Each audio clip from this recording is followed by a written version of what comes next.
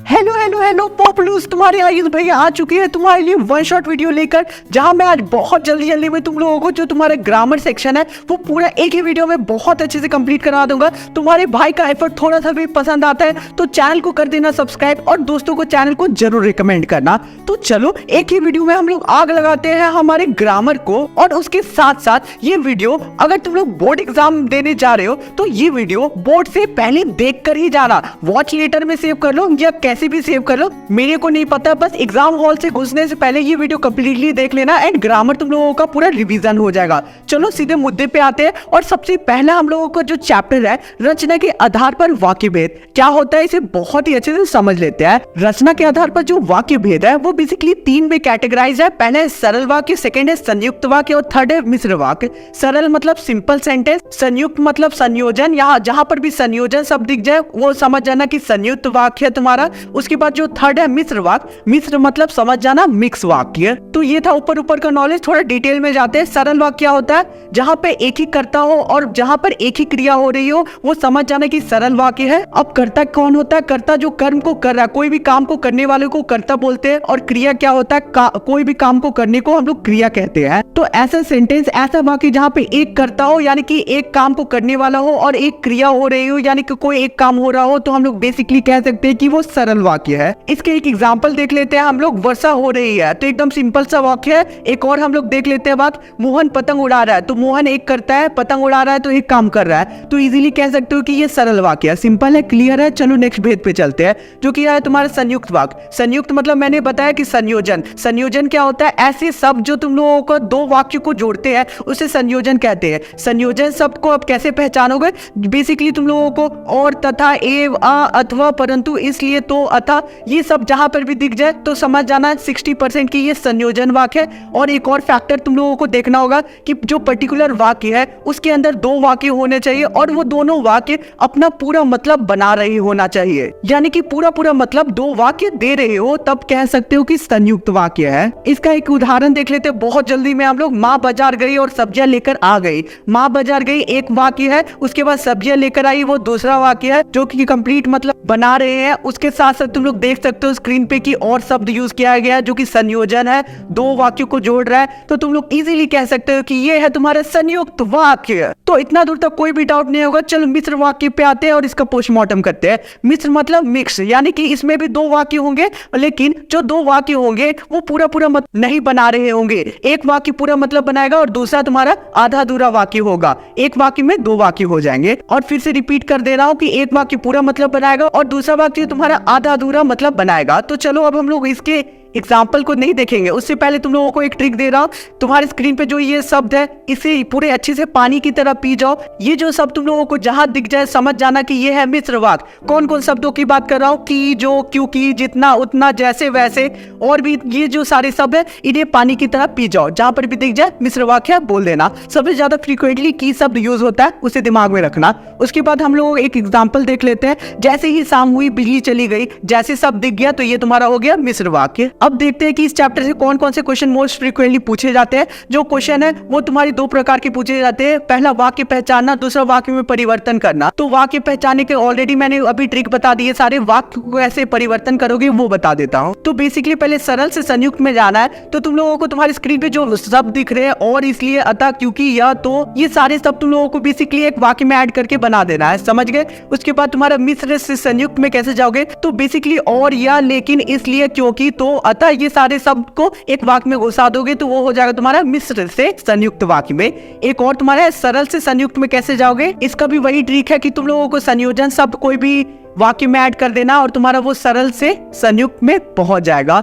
बात खत्म, एक चैप्टर कंप्लीट। पता भी नहीं चला होगा कि कैसे एक चैप्टर कंप्लीट हो गया, लेकिन इतना नॉलेज इनफ था। इसके अंदर बेसिकली उपवाक्य भी होता है लेकिन वो जनरली पूछा नहीं जाता एग्जाम में, इसलिए इस वीडियो में कवर नहीं करूंगा, ठीक है। इसका डिटेल वीडियो देखना होगा तो देख लेना भाई, लिंक मैं डिस्क्रिप्शन में दे दूंगा, कमेंट एरिया में पिन कर दूंगा, ठीक है। अगर तुम्हारे पास इनफ ऑफ टाइम है तो इस वीडियो को छोड़ के तुम लोग डिटेल वीडियो देख लेना याद से। उसमें सारे वर्ड्स को, सारे लाइंस को बहुत ही अच्छे से टाइम लेकर मैंने समझाया है, ठीक है। चलो अब हम लोग नेक्स्ट चैप्टर पे चलते हैं जो कि है तुम्हारा पद परिचय। तो पद परिचय क्या होता है? बेसिकली कभी भी एक शब्द तुम लोगों को अंडरलाइन किया हुआ दे देगा और तुम लोगों को इसका परिचय देना होगा, ठीक है। आप परिचय कैसे दोगे? क्या तुम लोग बोल दोगे कि इसका इतना हाइट है, उसका इतना वेट है, उसका नाम ये सब नहीं लिखना। पद परिचय में तुम लोगों को व्याकरण के तौर पे, व्याकरण के प्रोस्पेक्टिव से उसका परिचय देना होता है। तो सबसे पहले तुम लोगों को विकारी शब्द पहचाना होगा कि कौन सा विकारी है, पर्टिकुलर शब्द। उसके बाद तुम लोगों को उसका वचन देना होगा, लिंग देना होगा, कारक देना होगा और विकारी शब्द देना होगा। ये 4 चीज दोगे, तुम्हारा पूरा पद परिचय कंप्लीट हो जाएगा लगभग में। तो तुम्हारे विकारी शब्द के अंदर कौन कौन से चीजें आते हैं? संज्ञा, सर्वनाम, विशेषण, क्रिया, ये 4 तुम्हारे विकारी होते हैं। और विकारी मैं बेसिकली नहीं एक्सप्लेन करूंगा क्योंकि उस टॉपिक से क्वेश्चंस कम आते हैं, लेकिन मैं तुम लोगों को रिकमेंड करूंगा कि टाइम है तो ये डिटेल वीडियो देख लो जो मैंने चैनल पे अपलोड किया है। ये जो चैप्टर है पद परिचय का, मैं रिकमेंड करूंगा कि अगर टाइम है, थोड़ा सा भी तुम लोगों को लगता है कि टाइम है, तो इस वीडियो को छोड़ के उस वीडियो में तुरंत स्किप कर जाओ, क्योंकि इसमें मैं बहुत जल्दी तुम लोगों को सारी चीजें कवर करूंगा। बस समझ लो कि एक रिवीजन के प्रोस्पेक्टिव से मैं ये वीडियो बना रहा हूँ। तो सबसे पहले टॉपिक है हमारा संज्ञा। कि संज्ञा क्या होता है? बेसिकली किसी भी व्यक्ति, वस्तु, स्थान अथवा भाव के नाम को संज्ञा बोलते हैं, ठीक है। समझ गए कितना इजी डेफिनेशन था? दुनिया में जितने भी नाम है ना, कहीं भी तुम लोगों को नाम दिख जाएगा कोई भी, तो वो संज्ञा के अंदर आ जाएगा। अब संज्ञा के बेसिकली कितने भेद होते हैं वो देख लेते हैं। बेसिकली तुम्हारा व्यक्तिवाचक होता है, जातिवाचक होता है, भाववाचक होता है, समूहवाचक होता है, द्रव्यवाचक होता है, द्रव्यवाचक होता है, ठीक है। तो अब तुम लोगों को करना क्या है? बेसिकली तुम लोगों को हमें रटना नहीं है, तुम लोगों को नाम से पकड़ना है कि एग्जैक्टली मतलब क्या हो सकता है पर्टिकुलर वर्ड का। तो सबसे पहले व्यक्तिवाचक देख लेते हैं। किसी भी व्यक्ति, वस्तु अथवा स्थान के नाम को तुम लोग कह सकते हो कि सारे व्यक्तिवाचक संज्ञा के अंतर्गत आ जाएंगे। दुनिया में जितने भी नाम है, राम, मोहन, श्याम, ताजमहल, आगरा, दिल्ली, अमेरिका, लंदन, ये सारे तुम लोगों के आ जाएंगे कहाँ पे? व्यक्तिवाचक के अंदर। समझ गए व्यक्तिवाचक क्या होता है? तो अब जातिवाचक क्या होता है? बेसिकली जातिवाचक वो शब्द होता है जिसमें पूरी जाति के बारे में बात की जाए। सपोज लड़का बोल दिया तो लड़कों की पूरी जाति के बारे में बात किया मैंने, लड़की बोला तो लड़कियों की पूरी जाति के बारे में बात किया, यानी कि संसार में जितनी भी लड़की, उन सभी के बारे में मैं बात कर रहा हूँ। अगर इंसान बोल दिया तो इंसान भी जातिवाचक आ जाएंगे। तो समझ गए जातिवाचक क्या होता है? भाववाच्य। भाववाच्य यानी कि फीलिंग। ऐसे सब जहां पर भी तुम लोगों को फीलिंग दिख जाए, मोटापा, बुढ़ापा, हंसना, रोना, ये सारा हो जाएगा तुम्हारा भाववाचक। अब उसके बाद है तुम्हारा समूहवाचक। समूह मतलब गैंग। तो ऐसे सब जो तुम लोगों को पूरे समूह के बारे में बोध करवा रहे हो तो वो हो जाएगा तुम्हारा समूहवाचक। फॉर एग्जांपल मेला। मेला में पूरा समूह का बात करें, जितना भी लोग जा रहे हैं उस मेले में वो सारे ऐड हो जाएंगे मेला में। आर्मी। आर्मी की बात करूं तो जितने भी सोल्जर्स है सारे आर्मी में ऐड हो जाएंगे, तो ये तुम्हारा समूहवाचक में आ जाएगा। अगर मैं भीड़ बोलूं तो भीड़ में जितने भी लोग हैं सारे आ जाएंगे, समूह ये भी आ जाएगा। तो समझ गए समूहवाचक क्या होता है। अब बढ़ते हैं हम लोग सर्वनाम की तरफ। तो सर्वनाम क्या होता है? तो संज्ञा के स्थान पे प्रयोग होने वाले शब्दों को हम लोग बेसिकली सर्वनाम कहते हैं। जैसे कि मैं, हम, तुम, तुम्हारा आदि, ये सारे सब तुम्हारा हो जाएगा सर्वनाम में। तो सर्वनाम के भी अलग अलग भेद होते हैं, चलो हम लोग देख लेते हैं भेद। सबसे पहला है तुम्हारा पुरुषवाचक सर्वनाम। तुम्हारे सामने जो वर्ड्स, इन्हें याद कर लो पुरुषवाचक में। अगर जहां पर भी ये सब दिखते हैं तो ये पुरुषवाचक में आ जाएगा। पुरुषवाचक सर्वनाम के 3 भेद होते हैं, उत्तम पुरुष, मध्यम पुरुष और अन्य पुरुष। उत्तम पुरुष यानी कि जब भी मैं कोई शब्द अपने लिए यूज करूं तो वो उत्तम हो जाएगा, ठीक है। अगर मैं दूसरों के लिए यूज करूं, यानी कि तुम्हारे सामने कोई बात कर रहा है तुमसे, तो उसे डिनोट करने के लिए जो शब्द मैं यूज करता हूं वो हो जाएगा तुम्हारा मध्यम पुरुष। और अन्य पुरुष मतलब तीसरे की बात कर रहा हूं, यानी कि 2 लोग बात कर रहे हैं उसके बाद भी तुम तीसरे किसी और की बात कर रहे हो तो वो हो जाएगा तुम्हारा अन्य पुरुष।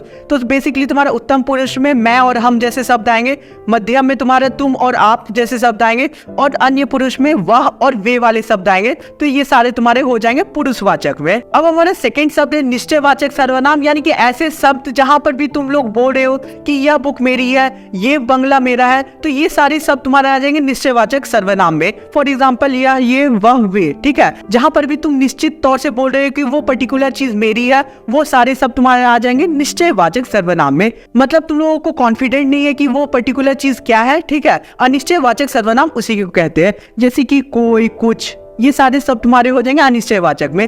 प्रश्नवाचक में ये बहुत सिंपल है, कौन, क्या, कैसे, किस लिए, ये सारे शब्द तुम्हारे रहेंगे प्रश्नवाचक में। बेसिकली ऐसे शब्द जो कोई प्रश्न की तरफ डिनोट कर रहा हो तो बेसिकली तुम लोग कह सकते हो कि वो हो जाएगा तुम्हारे प्रश्नवाचक। अब नेक्स्ट भेद है हमारा बेसिकली संबंधवाचक सर्वनाम, यानी कि ऐसे शब्द जो बेसिकली संबंध बनाते हो उसे संबंधवाचक सर्वनाम कहते हैं। फॉर एग्जांपल जिसकी, उसकी, वह, जो, जैसे, वैसे, ये शब्द याद कर लो, ये मोस्ट फ्रीक्वेंटली पूछे जाते हैं, तो तुम लोग लिख लेना कि संबंधवाचक सर्वनाम है। और लास्ट भेद है हमारा निजवाचक सर्वनाम, यानी कि ऐसे शब्द जो तुम लोग खुद के लिए यूज करते हो, जैसे कि खुद, स्वयं, अगर, आप, आदि, ये सारे सब जहाँ पर भी दिख जाए तो तुम लोग ये समझ जाना कि ये निजवाचक सर्वनाम है। तो इसी के साथ सर्वनाम भी होता है बहुत अच्छे से कंप्लीट। मुझे पता है कि बहुत सारे स्टूडेंट को डाउट आ रहा होगा, तो डाउट सॉल्व करने के लिए तुम लोग डिटेल वीडियो देख लो। ये देख लोगे पूरा तो तुम लोगों का सर्वनाम क्या पूरा पद परिचय इजीली कंप्लीट हो जाएगा। ठीक है, बस थोड़ा टाइम लगेगा, तो भी उस वीडियो को तुम लोग 2x में देख सकते हो ज्यादा जल्दी कवर अप करने के लिए। ठीक है, अगर ये वीडियो से तुम लोगों को समझ नहीं आ रहा होगा तो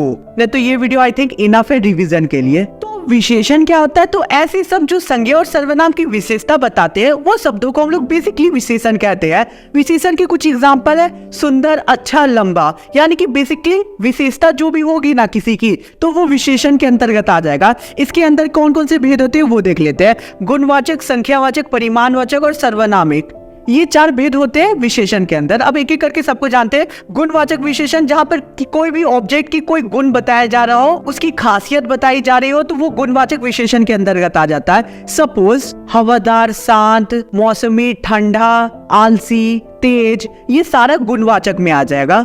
और उसके बाद हम लोगों का संख्यावाचक विशेषण, तो ये जो शब्द तुम्हारे स्क्रीन में पॉप आउट हो रहे हैं बस इन्हें याद कर लो, संख्यावाचक कंप्लीट हो जाएगा। नेक्स्ट है परिमाणवाचक। परिमाणवाचक भी इन शब्दों को बस याद कर लो। मोस्ट प्रोबेबली ये जो शब्द है इससे बाहर नहीं आने चाहिए, तो ये शब्द याद कर लोगे तो परिमाण भी पूरे अच्छे से पता चल जाएगा। और हमारा आखिरी भेद है हमारा सर्वनामिक या संकेतवाचक विशेषण।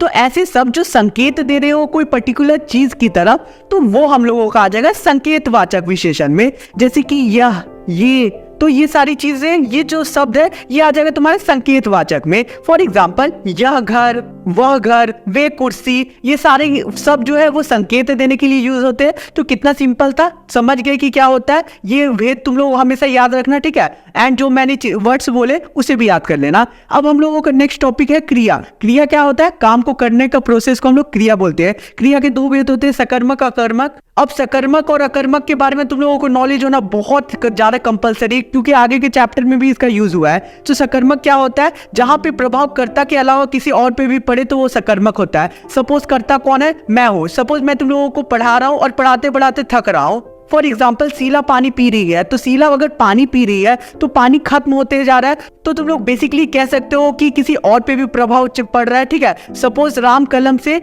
कॉपी में लिख रहा है, तो राम कॉपी में लिख रहा है तो एक टाइम पे होगा क्या कि कॉपी भी खत्म हो जाती है, यानी कि प्रभाव किसी और पे भी पड़ रहा है राम के अलावा। राम तो लिख रहा है तो एक टाइम पे थक जाएगा एंड वो कलम को रख देगा, लेकिन प्रभाव किसी और पे भी पड़ रहा है, तो ये तुम लोगों का आ जाएगा बेसिकली सकर्मक। और अकर्मक इसका जस्ट उल्टा, कि बस प्रभाव जो है वो कर्ता पे पड़ रहा है। सपोज मैं जिम कर रहा हूँ तो किस पे फर्क पड़ रहा है? बस मेरे पे पड़ रहा है। ठीक है, मैं दौड़ रहा हूँ तो किस पे फर्क पड़ेगा? जमीन पे, आसमान पे, किसी और पे फर्क पड़ेगा? हाँ, तुम्हारी गर्लफ्रेंड को बस पड़ सकता है कि मेरा जो बॉयफ्रेंड है वो थक रहा है। ठीक है, तो वो तो नेग्लिजिबल बात है। ठीक, यहाँ पर हम लोग व्याकरण की तौर पे देख रहे हैं, तो वो सब में मैटर ले जाने का अलग बात है। ठीक है, तो अकर्मक समझ गए कि क्या होता है। जैसे कि शीला हंसती है, तो शीला हंस रही है तो इम्पैक्ट किस पे पड़ रहा है? बस शीला पे, किसी और को कोई फर्क नहीं पड़ रहा है। शीला हंस कर शीला एक टाइम पे खुद रुक जाएगी और वो थक जाएगी, तो शीला पे बस इंपैक्ट पड़ रहा है, तो तुम लोगों को बोल सकते हो सकर्मक नहीं है, अकर्मक है। ठीक है, तो अब हम लोगों को नेक्स्ट है कारक। कारक का सिंपल ट्रिक बताऊं, ये वाक्य याद कर लेना, कारक कंप्लीट। ठीक है, कर्ता ने कर्म को। ठीक है, अब मैं तुम लोगों को एक चीज बता दे रहा हूँ, कर्ता के बगल में ने है, तो जहां पर भी ने शब्द दिख गया तुम लोगों को तो तुम लोग लिख सकते हो कि ये कर्ता है। को शब्द जहां दिख गया तो वो बोल सकते हो कि कर्म है। वैसे ही जो शब्द के बगल में जो एक शब्द है, जैसे कि के, से, द्वारा, के लिए, ये सारे शब्द जहां पर भी लगे तो उसके बगल के जो शब्द है ना, तो वो वाले भेद सारे लग जाएंगे बेसिकली कारक के। तो अब हम लोग चलो नेक्स्ट टॉपिक की तरफ चलते हैं, जो कि है लिंग। तो अब हमारा लिंग क्या होता है? संज्ञा के जिस रूप से उसके पुरुष या स्त्री होने का बोध कराता हो उसे हम लोग बेसिकली लिंग कहते हैं। लिंग के बारे में तुम लोगों को ज्यादा एक्सप्लेनेशन नहीं चाहिए होगा, मुझे पता है, ये तो बहुत बचपन से तुम लोग पढ़ते आ रहे हो। ठीक है, तो इसके बस कुछ एग्जाम्पल देख लो जो तुम्हारे स्क्रीन पे पॉप आउट हो रहे हैं। ठीक है, इसे क्लियर कर लेना कि लिंग क्या होता है। उसके बाद वचन क्या होता है वो देख लेते हैं। जिस शब्द के द्वारा किसी व्यक्ति वस्तु की संख्या बताई जाती है ना, उसे हम लोग बेसिकली वचन कहते हैं। वचन के 2 भेद होते हैं, पहला होता है एक वचन, सेकेंड होता है बहुवचन। जहां पर भी एक वचन हो, यानी कि कोई भी ऑब्जेक्ट एक हो ना, तो उसके लिए एक वचन यूज करेंगे, और बहुत एक से ज्यादा कोई भी चीज हो तो उसके लिए बहुवचन करेंगे यूज। सपोज हम लोग यूज किए कलम, तो कलम एक वचन में आ गया। कुर्सियां, कुर्सियां बहुवचन में आ गया। कुर्सी बोलेंगे तो वो एक वचन में आ गया। समझ गए एक वचन और बहुवचन क्या होता है। तो अब चलो नेक्स्ट टॉपिक की तरफ चलते हैं, जो कि है काल। काल का बहुत इजी डेफिनेशन है, वो क्या है वो देख लेते हैं। क्रिया के जिस रूप से कार्य के करने या होने का समय का बोध होता हो उसे हम लोग क्रिया कहते हैं। क्रिया के 3 भेद होते हैं, वर्तमान काल, भविष्य काल और भूतकाल। तो जहां पर भी तुम लोगों को है शब्द दिख गया तो वो समझ जाना कि वर्तमान काल है, जहां पर भी था वाले शब्द तुम लोगों को दिख गए तो वो समझ जाना कि भूतकाल है जो कि पहले हो चुका है। और नेक्स्ट हमारा जो भविष्य काल है उसमें तुम लोगों को जहां पर भी घास वाले शब्द दिख जाएंगे तो तुम लोग समझ जाना कि वो भविष्य की बात कर रहा है। तो मैंने तुम लोगों को सब तो बता दिया कि कौन कौन से तुम लोग देखे होगे तो पहचान लोगे इजीली कि अब कौन सा वाक्य तुम्हारा वर्तमान काल है, भूतकाल है, भविष्य काल है। बस ये सबको अच्छे से याद रख लेना। तो इसी के साथ हमारा पद परिचय कंप्लीट होता है। इसके साथ तुम लोगों को अब तुम्हारे स्क्रीन पे एक टेबल दिख रहा होगा, इस टेबल के अकॉर्डिंग ही तुम लोगों को पद परिचय देना है, याद रखना, ठीक है। एंड बाकी तुम्हारे एग्जाम में तो पद परिचय का फॉर्मेट रहेगा क्योंकि एमसीक्यू बेस्ड क्वेश्चन आएंगे। तो अब चलो हम लोग नेक्स्ट चैप्टर की तरफ चलते हैं जो कि है वाच्य। तो बेसिकली जो वाच्य है ना वो बहुत छोटा टॉपिक है और बहुत इजी टॉपिक है। तो वाच्य के 3 भेद होते हैं, कर्तावाच्य, कर्मवाच्य और भाववाच्य। तो ऐसे वाच्य जहाँ पे कर्ता की प्रधानता हो वहां उसे हम कर्तरीवाच्य बोलते हैं, जहाँ पे कर्म की प्रधानता हो उसे कर्मवाच्य बोलते हैं, और जहाँ भाव यानी कि फीलिंग की प्रधानता हो उसे हम लोग भाववाच्य बोलते हैं। कर्तावाच्य का सिंपल सा एक पकड़ने का टॉपिक कैसा है, पकड़ने का तरीका कैसा है, कर्ता के बगल में जब भी ने शब्द यूज हो गया तो वो तुम्हारा हो जाएगा कर्तावाच्य, या फिर कर्ता के बगल में कोई भी शब्द यूज ना हो तो वो भी बेसिकली हम लोग कह सकते हैं कि वो कर्तृवाच्य में आ जाएगा।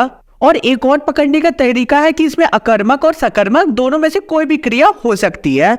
तो समझ गया, एक बार और रिकैप कर दे रहा हूं कि कर्ता के बगल में ने शब्द हुआ तो वो हमेशा तुम लोगों को कर्तरीवाच्य में आ जाएगा, या फिर कर्ता के बगल में कोई भी शब्द नहीं रहा ना, ने, का, की, के, रे, ये सारे शब्द में से कोई भी शब्द नहीं होगा ना, तो समझ जाना कि वो कर्तरीवाच्य है। कर्मवाच्य कैसे होगा, हमेशा कर्मवाच्य में तुम लोगों को सकर्मक दिखेगा, यानी कि ऐसे वाक्य जहाँ पे तुम लोगों को सकर्मक क्रिया दिखेगा वो समझ जाना कि कर्मवाच्य है। उसके साथ साथ कर्ता के बगल में से होगा और द्वारा होगा, के द्वारा, ये 3 शब्द जहां पर भी दिखे और वो बेसिकली जो वाक्य सकर्मक हो तो ये 2 फैक्टर से तुम लोग पता कर सकते हो कि वो कर्मवाच्य है। भाववाच्य क्या होता है, ऐसे वाक्य जहां पर तुम लोगों को कर्ता के बगल में से दिख जाएगा, या फिर नकारात्मक वाले वाक्य हो जाएंगे, या फिर कोई भी वाक्य में नहीं शब्द यूज हो जाएगा तो वो बेसिकली तुम लोगों का भाववाच्य आ जाएगा। इतना तुम लोगों को समझ आ गया होगा। अगर थोड़ा डिटेल में जानना है तो तुम लोगों को ये वीडियो रिकमेंड कर रहा हूं, ठीक है, ये वीडियो देख लेना, छोटा ही है लेकिन तुम लोगों को डिटेल में एग्जाम्पल की हेल्प से मैंने बताया है, साथ में सैंपल पेपर भी लास्ट में डिस्कस किया है। इस वीडियो से बाय चांस समझ नहीं आएगा तो कोई बात नहीं, तुम्हारी गलती नहीं है, मैं बहुत ज्यादा शॉर्ट टेक्निक में बता रहा हूँ, इसलिए इस वीडियो को देख लेना। अब हमारा नेक्स्ट है अलंकार। अलंकार बहुत इजी टॉपिक है यार। तो बेसिकली तुम्हारे अलंकार के 2 भेद होते हैं, शब्द अलंकार और अर्थ अलंकार। शब्द अलंकार में श्लेष अलंकार यूज होता है, ठीक है, और अर्थ अलंकार में तुम लोगों का उत्प्रेक्षा अलंकार आता है, अतिशयोक्ति अलंकार आता है और मानवीयकरण अलंकार आता है। तो चलो सबका पोस्टमार्टम कर लेते हैं। उत्प्रेक्षा अलंकार के बारे में कुछ भी तुम लोगों को जानने की जरूरत नहीं है, ट्रस्ट मी। बस इन वर्ड्स जो तुम्हारे स्क्रीन में पॉप आउट हो रहे हैं इन वर्ड्स को याद कर लेना। जहां पर भी ये वर्ड्स दिख जाए तो वो तुम लोग कह सकते हो कि वो पर्टिकुलर वाक्य उत्प्रेक्षा अलंकार है। उसके बाद हमारा नेक्स्ट है अतिशयोक्ता अलंकार। किसी भी वाक्य में बहुत बढ़ा चढ़ा के कोई चीज बता दी गई हो तो वो अतिशयोक्ता अलंकार में आ जाता है। फॉर एग्जाम्पल, पंखुड़ी लगी गुलाब की, परी है गात खरोट। यहाँ पे ये बताया जा रहा है कि पंखुड़ी के बस छूने मात्र से ही खरोच लग जाती है। तो ये बहुत ज्यादा बढ़ा चढ़ा के बात बोल दी गई है, क्योंकि पंखुड़ी तो बहुत सॉफ्ट होता है और वो टच हो गया तो क्या किसी को खरोच आ जाएगा, पॉसिबल नहीं है। बढ़ा चढ़ा के बात बोला गया तो अतिशयोक्ता अलंकार तुम लोगों को ऐसे ही पता चल जाए।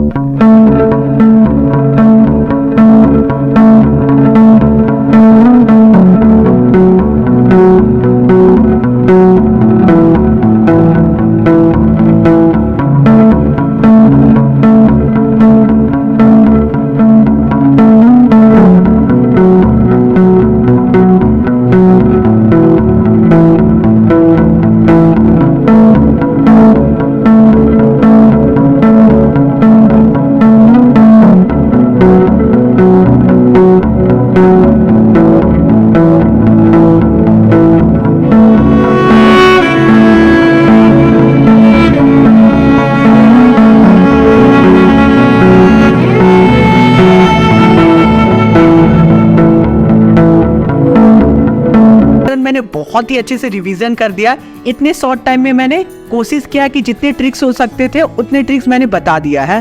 तो मेरा एफर्ट थोड़ा सा भी पसंद आया होगा तो एक थम्स अप बनता है। चैनल को सब्सक्राइब कर देना यार, क्योंकि लिटरली तुम्हारे आयुष भैया तुम्हारे लिए बहुत ज्यादा लिटरली मेहनत कर रहे हैं। तो सब्सक्राइब तो एक बनता है। चलो मिलते हैं किसी और वीडियो में, साथ ही में इंस्टाग्राम पे फॉलो कर लेना। मिलते हैं किसी और वीडियो में। Thanks for watching the video.